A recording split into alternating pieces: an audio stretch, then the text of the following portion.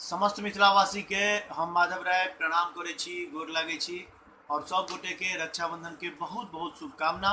आओ रक्षाबंधन के जे भाई बहन के एते सुंदर त्योहार, एते सुंदर पावन, ओहिमे एकटा अक्षय आनंद सनी जी के लिखल ई एकटा हम गीत अहाँ सबके सुनाबी। नीक लागे तो ज्यादा से ज्यादा शेयर जरूर करब। एले राखी के पावन तिहारियो, दुलरुआ भैया घर घुर अबियो। एले राखी के पावन तिहारियो, दुलरुआ भैया घर घुम अबियो। घर घुर अबियो यो, गाम घुर अबियो। दियो बहिन के आशीष दुलारियो, दुलरुआ भैया घर घुर अबियो।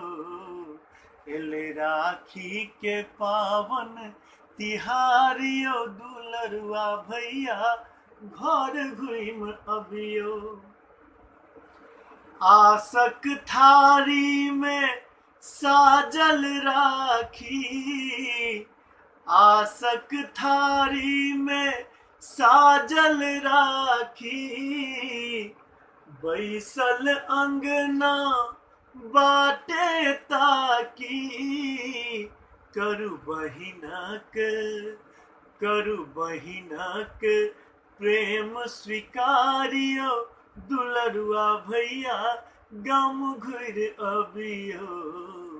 एले राखी के पावन तिहारियो, दुलरुआ भैया घर घुम अबियो। नेहक ताग लो करी हम निहोरा, रक्षा के धर्म भैया करियो पूरा। बुझियो बहिनों के कने मलारियो, दुलरुआ भैया घर घुर अबियो। एले राखी के पावन तिहारियो, दुलरुआ भैया घर घुम अबियो। बहुत बहुत धन्यवाद अक्षय आनंद सनी जी के एते सुंदर गीत लिखऽ के लेल। और समस्त भाई के कहबनि जो अपने सब राखी में गाम नहीं आयल है, तब अहाँ के बहिन के नाम से ही हम ये अहाँ सबके संदेश भेजलो हन। ये गीत के सुनब और अपन बहिन के प्यार और आशीर्वाद देव। एक बेर फिर से सब गोटे के रक्षाबंधन के बहुत बहुत शुभकामना। धन्यवाद।